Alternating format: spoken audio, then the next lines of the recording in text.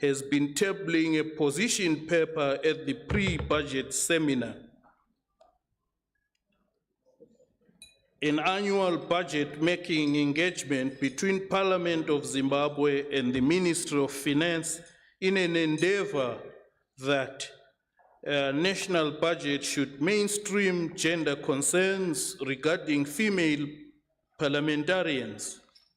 As a result, the Minister of Finance and Economic Development has been prompted to prepare a gender-sensitive budget which directs ministries, departments, and their agencies to prioritize allocation of resources towards gender-sensitive programs and projects. Our response to recommendations flowing from the Standing Committee on Democratization, Governance, and Human Rights. The recommendation was to implore SADC member states to adopt legislated youth quotas in institutions of governance. I have already touched on this one. We've covered it in 4.3 and 4.4. Then there was a recommendation to urge SADC PF to engage in the process of developing a SADC model law on data revolution to mainstream youth engagement in data-driven decision-making and youth policy development. Zimbabwe government is seized with youth empowerment through mainstreaming in agriculture. Youths account for 60% of Zimbabwe's population. To harness this demographic dividend, all sub-sector initiatives recognize the role of youth in agriculture. Mainstreaming of youth in all of the key areas shall enable Zimbabwe to leapfrog into an upper middle class status by 2030 through agricultural-led economic development. Youths have benefited in the following initiatives rolled out by the ministry responsible for agriculture. 2,500 benefited from piglet scheme in 2020. From the 9,000 piglets distributed, 8,000 youth in agriculture is the youth desire for white-collar jobs. This mindset, though, needs decolonization. The report on gender equality, women and advancement and youth development. Please conclude, Honorable Member. Thank you. In conclusion, Your Excellency, Zimbabwe continues to make strides in implementing the recommendations made at plenary assembly meetings, including the 52nd plenary assembly meeting of the SADC PF held in Kinshasa, DRC. Parliament of Zimbabwe has implored standing committees to make follow-ups on the recommendations within prescribed time frames. I thank you for your time, Your Excellency.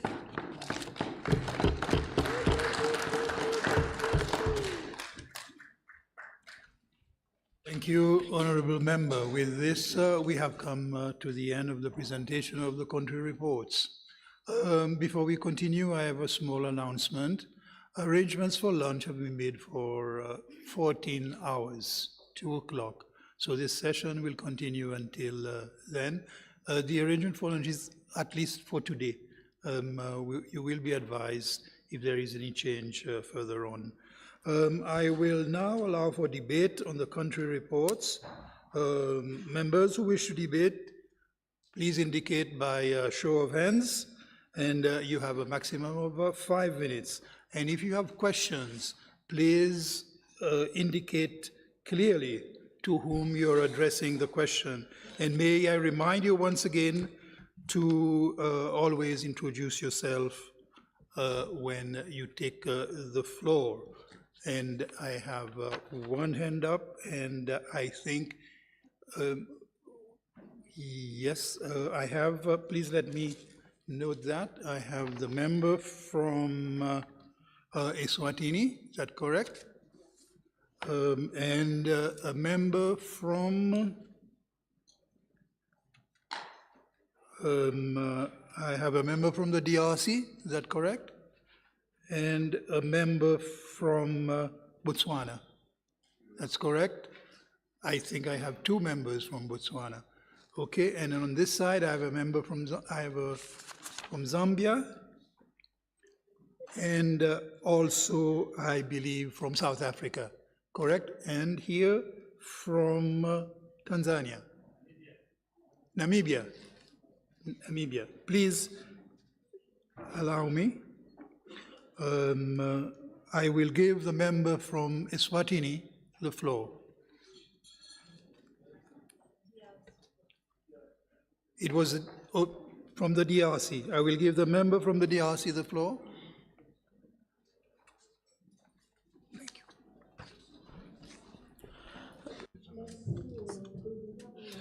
Thank you, Mr. President, for giving me the floor. We followed, this is just a suggestion, we followed keenly all the reports from different countries, member countries. I would like to congratulate the various heads of delegation who were able to present the different reports coming from their countries. However, my observation here is related to the presentation. I would like to suggest that in the future, the Secretary General is able to make it available to all member states a standard which is going to enable us to write in a uniform way all the reports. Because as we followed, we listen in a scattered way the report coming from different countries compared to the various resolutions made during the 52nd session. We took part in it during the Lilongwe report, the session, and last time it was in DR Congo, and today is in Tanzania. If the Secretariat General is able to show or suggest a standard, then this will enable each country to present a report complying to the standard that is proposed by the Secretariat General. For it to be efficient, I think we should handle it that way. This will enable all the countries to follow the different performance in this or that recommendation, and this will make it easier for all of us to follow the format that is suggested. Thank you very much, Mr. President. The suggestion has been made to the Secretary General. I will give her the opportunity to address later on. I will call on the other member from the DRC. You have the floor.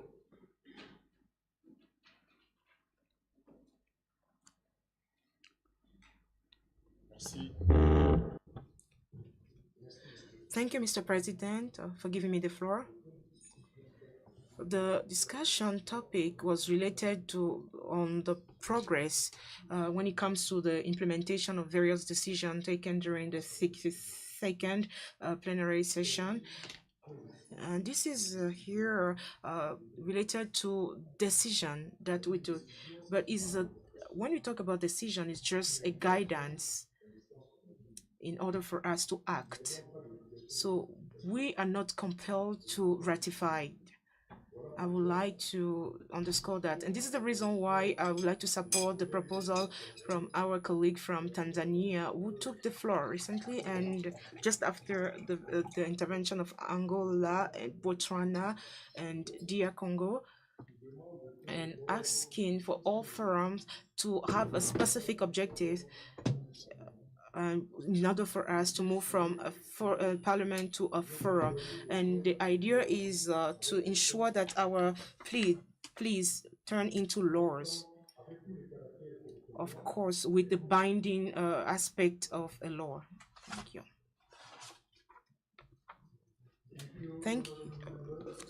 On this issue, I will note that the subject of transformation is not a subject for one particular country, which is what we are considering now. It is rather a matter that is appropriate to the report on the executive committee.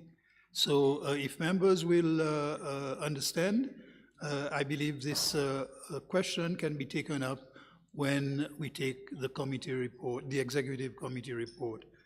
I will call on the member for Botswana. I believe we have two. We have two members from Botswana. One is, please address. Thank you, Mr. President. My dear brother behind me has agreed that I should come first, then he will come. Thank you. No, it is no question, Mr. President.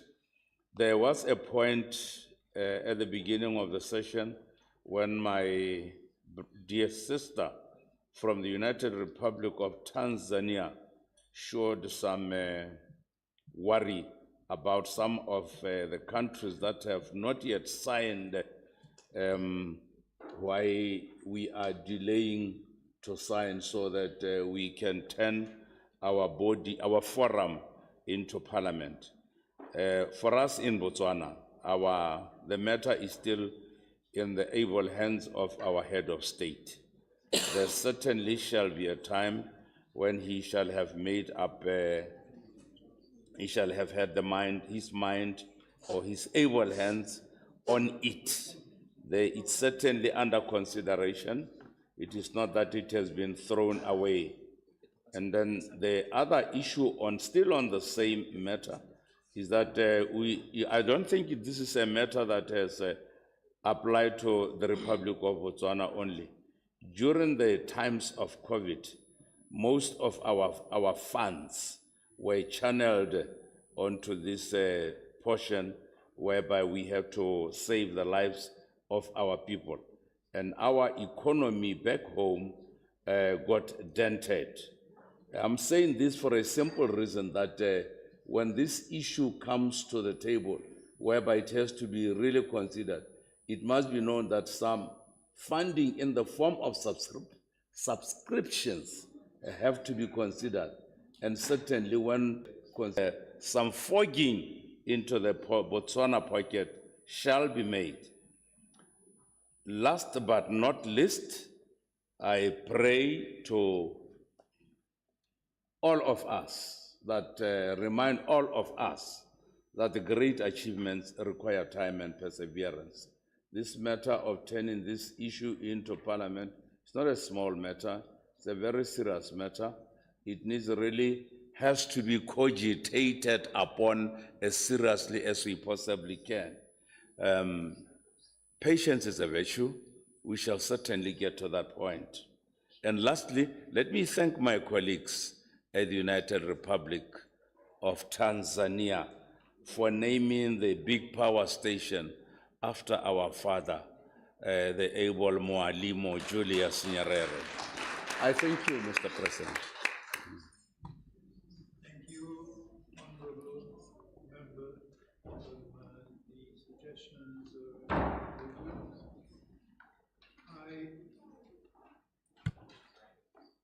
Yes, now I have it. I will now give the floor to the other member from Botswana.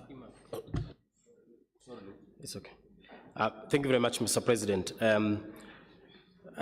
Mine is a reaction on a general issue relating to gender equality and sexual reproductive health issues. Yesterday, I had a chat with my wife and I was saying the winds of change are blowing in Africa. We have had 6 speakers at the official opening yesterday, and only 1 out of 6 was male. All of them were females. And I was saying to her that I think Africa is on track. is making so much progress. And I even indicated that even the director of proceedings was a female. And I think it's important that we themes as African countries, because I think research has shown that those countries with strictly they tend to have lesser percentage of women representation in their assemblies. Botswana, for instance, I don't think we have reached 10%. We're about 5-7%. That's where we normally vacillate at. And I'm hoping that in future the situation will improve. I have also noted, as the presenters were making their presentation, I haven't heard much about the quest to, fight period poverty, which has become a serious problem affecting the girl child, in fact, even interfering with their education. I don't know how many of our countries have a provision of free sanitary pads and related products, especially in schools. I know we emphasize the free distribution of condoms, but not free distribution of sanitary pads. Recently, Botswana Parliament has moved, after numerous calls to abolish pink tax. We are not there yet, but at least now a value-added tax will not be applicable on sanitary pads and related products. And I don't know how many of our countries have moved to abolish a pink tax, exempting tax from sanitary pads and related products. The other issue, which is not popular, especially amongst politicians in Africa, because majority view it as an issue that does not win votes, is the issue of the LGBTIQ+. Recently, our Court of Appeal, which is the Superior Court of Record in our country, moved to, or held in a case in which a gay man sought to challenge the provisions of our penal code. The court held that those provisions criminalizing homosexual acts was unconstitutional. And Parliament in this July session will move to align the penal code with the pronouncement of the Superior Court of Record, which is the Court of Appeal, or the Apex Court. Lastly, in the remaining few seconds, is also the important issue of prevention of spread of HIV and AIDS. The issue, this part has not been popularized in the country, but at least in our public facilities, there is both provision of post-exposure prophylaxis and a pre-exposure prophylaxis. It's common in sort of sexual violence cases, but I think we have moved a step further into providing it on a purely voluntary basis when somebody has been exposed or think they will be exposed. Thank you very much, Mr. President, for according me these few minutes.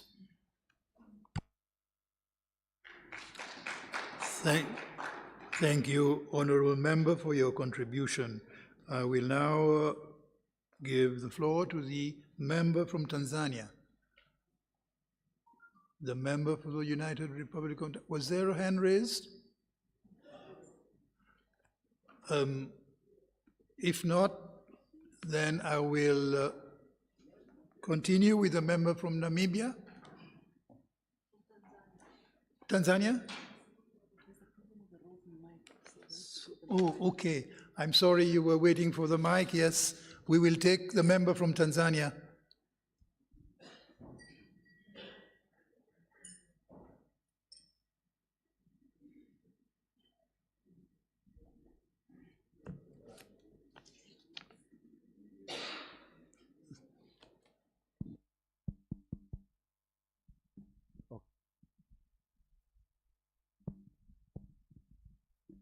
Thank you, Mr. President. My name is Mayor from Tanzania. In fact,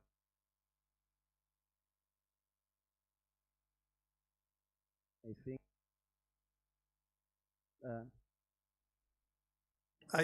I think we have a problem with this mic. Please try another one.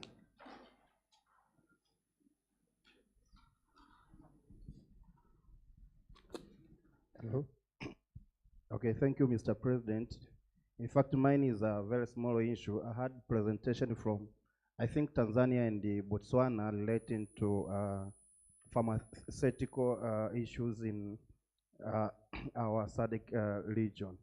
And the issue we discussed in our previous meetings that in our country we mainly depend on importation of these pharmaceutical products, and we were encouraging our country to set production facilities so that we can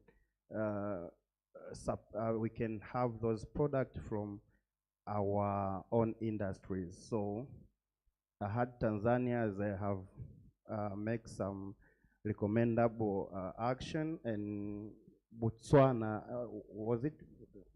It was Zambia, I think.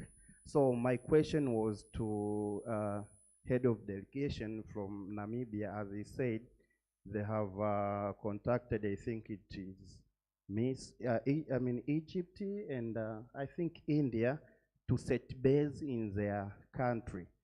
So first question from the presenter, are they coming to manufacture in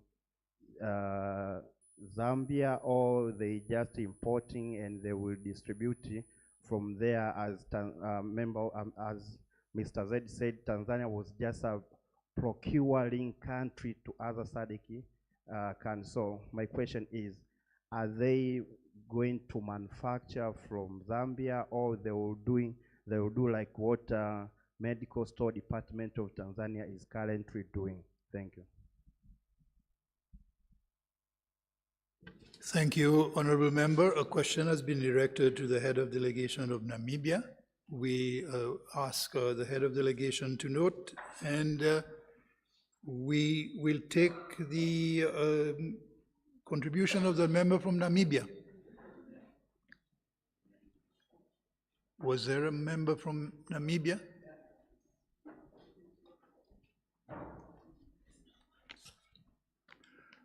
The gentleman who raised the thing, are you a member of a delegation or an observer? Because observers are not entitled to address the debate.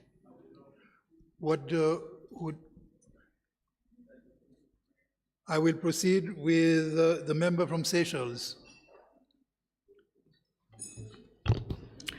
Thank you, Mr. President. I wanted to make a small comment on the presentation of, I think it was Zimbabwe. When he I just wanted some light clarification. When he mentioned about giving condoms to girls, the girl child, I wanted to know in what context they were thinking about giving condom to the girl child. If it is for protecting the girl child already in marriage, I just wanted some clarity on the issue because he mentioned this in his report. I thank you. Thank you. I will ask members, members should have raised their hands at the beginning of this session, but I will make an indulgence to the member. Is it the member from Lesotho? Thank you, Mr. President. The first issue relates to the point mentioned by the delegation from Zimbabwe. They were saying that as a way of ensuring the implementation of some of these decisions made in international fora, they have established a committee, a special committee of Parliament, to pursue these matters and to make sure that there is progress on these commitments made in international fora. My question is this: how was that committee constituted? What kind of people have been made to be roped into this committee? Were there any criteria used? Could this be people that are already members in this international fora, or would they have picked people on other measures of suitability? That is the one point. The second and last point, Mr. Chairman, and blame my ignorance, if you want, on being new. That is a very good excuse. On this matter of transforming the forum into parliament, being a new person, I have not had any real committal responses.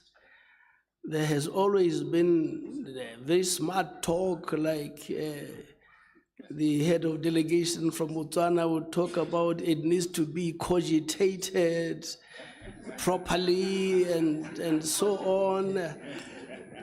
And quite honestly, it is a big issue. It's a huge matter which understandably will consume resources.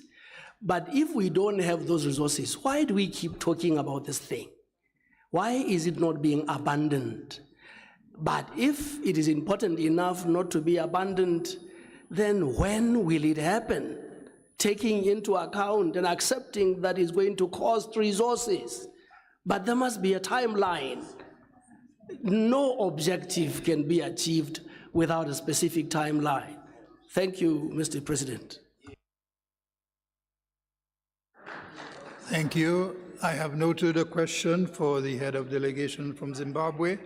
And the other point about the transformation agenda, we will address, I think, in response to the report of the executive committee.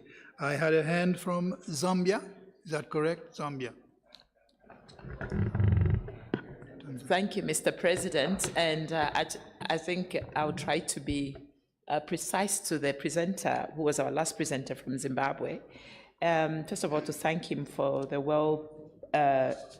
presentation that he gave us. I guess my question relates to the women.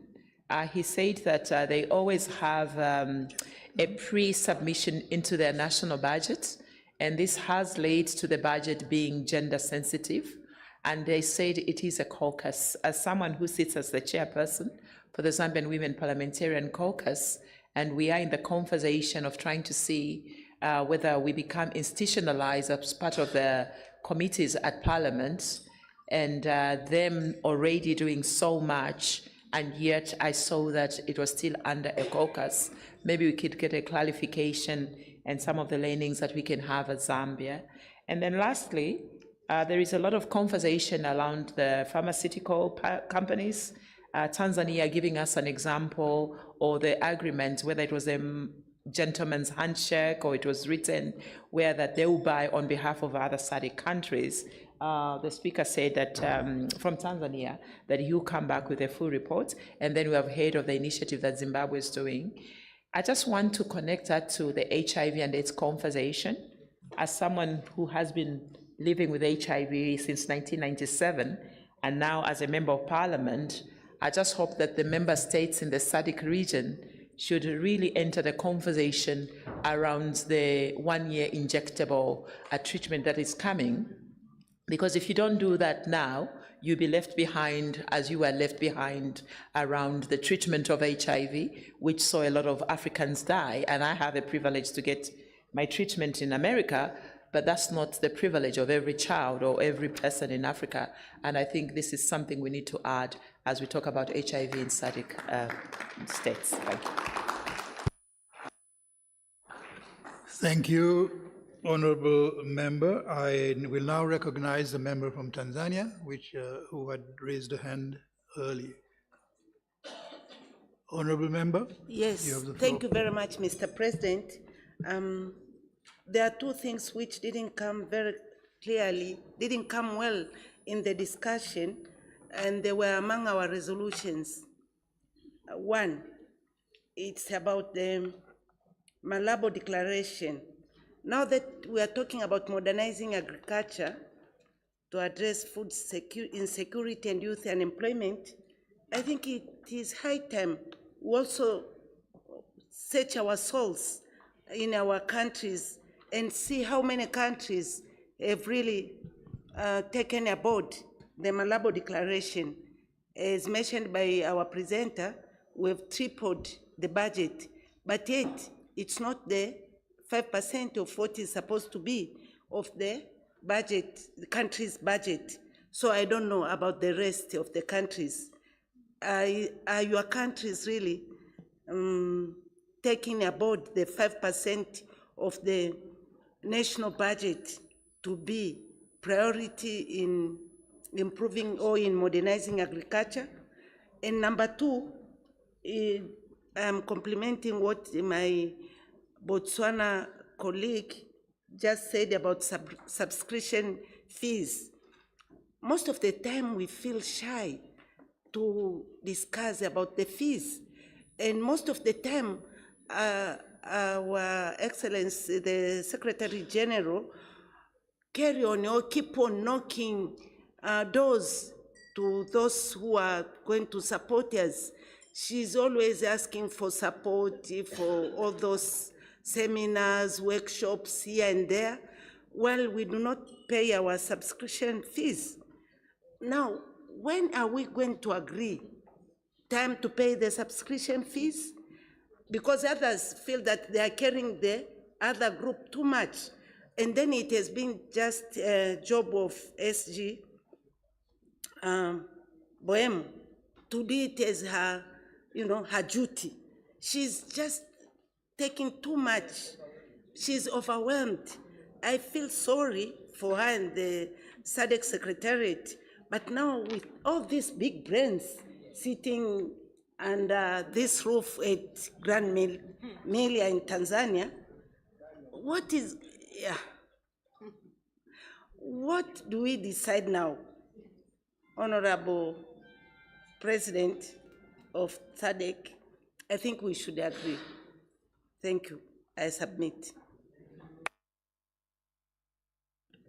Thank you, Honorable Member. I think the subject of the subscription fee is another matter that will be best raised in the report of the Executive Committee, since it considers all the member countries. I will need to close this session, but I think I might have missed a member from Angola. Was there a request? There was a request, okay? So the member from Angola will close.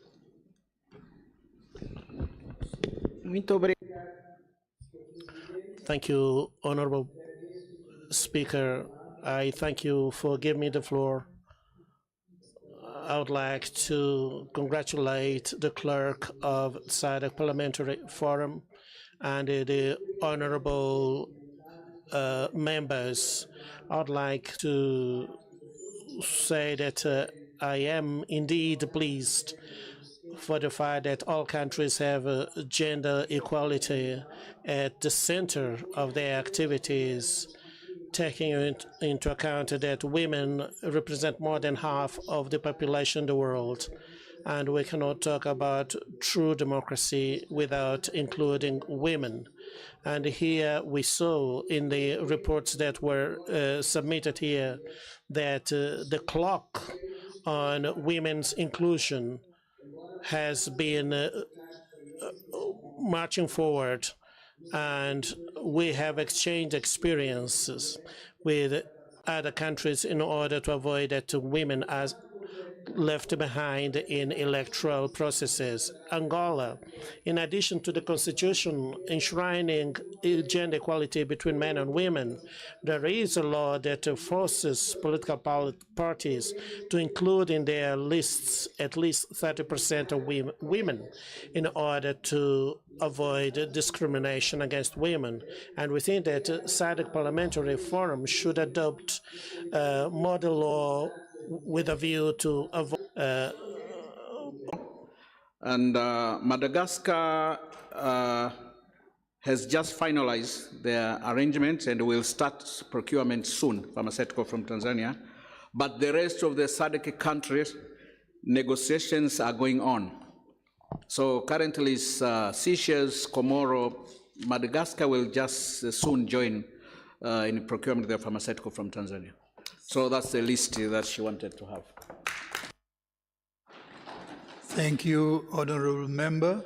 Your contribution comes as a response to the debate. I believe the member from Zimbabwe has the floor. Thank you, Your Excellency. I have two quick responses to make on questions that came from the floor. I wish to indicate that in our country we have CAPS, Varichem, among other countries, among other companies that produce drugs. But as you would appreciate, they do not have the capacity to meet our country's needs. So the two companies from India and Egypt, respectively, that I referred to in my report, come in through joint ventures with local companies to manufacture medicines and pharmaceuticals.